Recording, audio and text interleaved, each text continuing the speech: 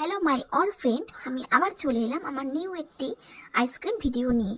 আইসক্রিমের জন্য প্রথমে দুধ আর ক্যাডবেরি, ডেয়ারি মিল্ক ক্যাডবেরি আর একটু এলাচ নিয়ে নিতে হয়েছিল। দুধের মধ্যে একটু জল নিলে হবে না, এবার এটাকে ফোটাতে দিতে হবে ভালো করে। একবার এইভাবে করে খেয়েই দেখো কত সুন্দর টেস্ট লাগে।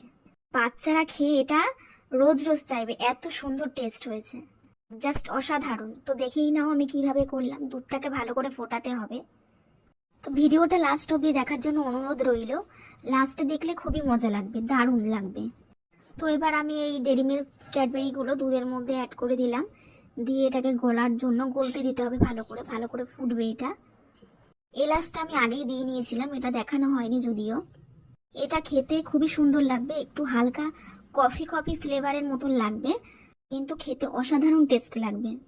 কারোর যদি মনে হয় যে এরকম করব, তো করে দেখো, খেতে খুবই সুন্দর লাগবে। তো এতে পরিমাণ মতন চিনি আমি এতে দিয়ে দিলাম। চিনিটা একটু দিতে হবে বেশি করে, দিয়ে ভালো করে ফোটাতে হবে। ফুটিয়ে ফুটিয়ে একটু কমিয়ে আনতে হবে দুধটাকে। তো দেখো চকলেটটা গলে গিয়ে পুরো চকলেট কালার চলে আসলো।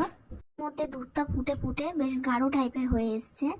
আমার মনে হয় দোকানের থেকে আইসক্রিম কিনে দেওয়ার থেকে বাড়িতে এইভাবে যদি বাচ্চাদের বানিয়ে দেওয়া হয়, তো এদের স্বাস্থ্যের পক্ষে খুবই ভালো হবে। দোকানের জিনিসটা না খাওয়ানোই ভালো। তাছাড়া এটা খুবই সুন্দর টেস্ট হবে করলে পরে, আর দারুণ লাগবে খেতে। তো দেখো এটা প্রায় রেডি হয়ে গেছে। এটাকে ভালোভাবে ফুটে একটু গাঢ় টাইপের হয়ে এসছে, তো মানে এটা হয়ে গেছে।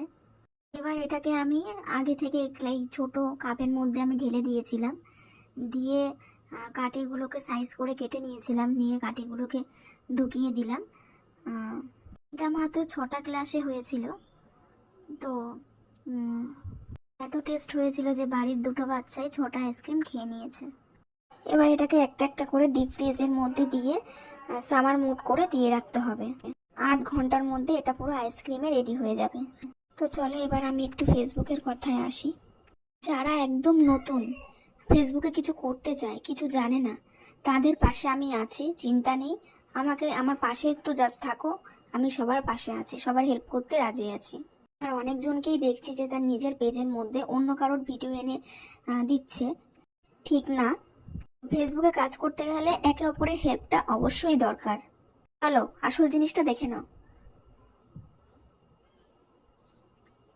তো প্রথম আইসক্রিমটা আমার পাপা খেয়ে দেখলো। পাপার তো খুবই ভালো লেগেছে। পাপার একটু শরীর খারাপ ছিল, তাই পাপা ভালো করে কথা বলতে পারছিল না। পাপা বলছিল যে আর একটা আইসক্রিম বানিয়ে দিতে।